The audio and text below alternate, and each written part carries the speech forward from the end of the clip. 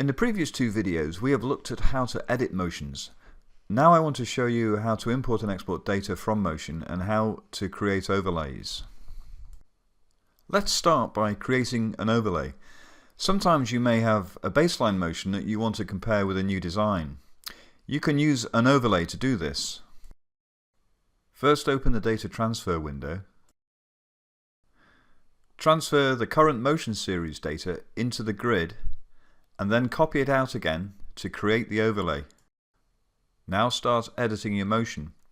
The overlay will remind you of where you were and whether you are improving your design. You can also limit the data import to just one segment. Clear the grid first.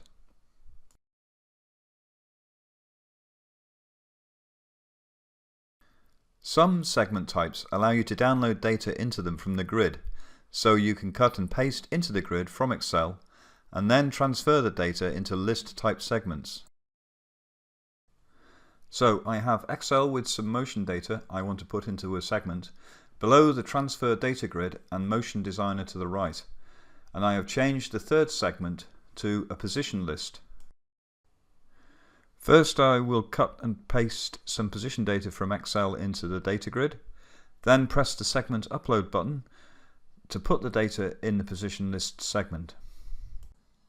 The data gets progressively noisier with increasing derivative. The differentiation of the position data is performed explicitly on the data and so increases the high frequency noise. If you have acceleration data, we would recommend you using the acceleration list. This will result in a much better motion profile.